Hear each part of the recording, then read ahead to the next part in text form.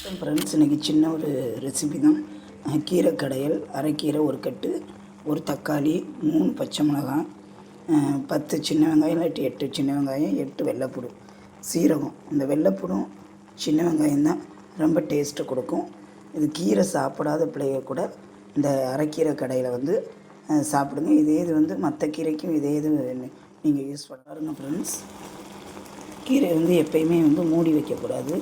மூடி வைக்காமல் அதை லைட்டாக பாயில் பண்ணிவிட்டு நம்ம வந்து கடையில் பண்ணோம்னா அவ்வளோ க்ரீனிஷ்டாக இருக்கும், அவ்வளோ கலர்ஃபுல்லாக இருக்குது பாருங்கள். எப்பயுமே வந்து க்ளோஸ் பண்ணக்கூடாது எந்த கீரையும். இங்கே பாருங்கள், அப்போ தான் வந்து டேஸ்ட்டு மாறாது, சத்துக்கள் மாறாது.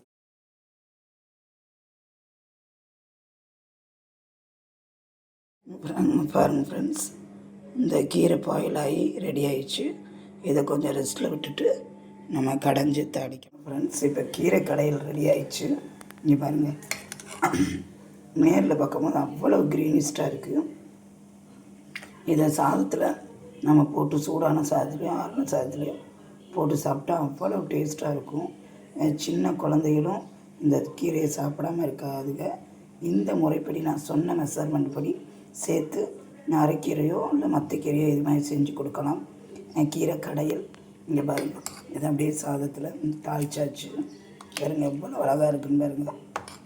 என் பிள்ளைகளுக்கு காலையில் கொடுக்க மாட்டேன், ஈவினிங் வந்தோடனே அப்படியே சாதத்தில் போட்டு சூடாக அப்படியே இதை பிசைஞ்சு கொடுத்தோம்னா அவ்வளோ டேஸ்ட்டாக இருக்கும்.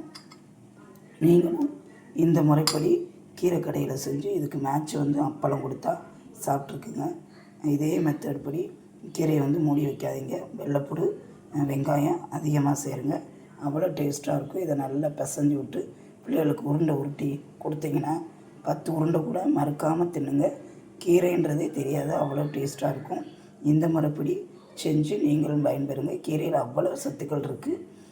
இந்த பதிவு பிடிச்சிருந்தால் லைக் பண்ணுங்கள், கமெண்ட் பண்ணுங்கள், சப்ஸ்கிரைப் பண்ணுங்கள். மறக்காமல் பெல் பட்டன் அமைக்கி ஆல் என்ற ஆப்ஷனை பண்ணிங்கன்னா டெய்லி வர்ற நோட்டிஃபிகேஷன் கிடைக்கும். நன்றி, வணக்கம்.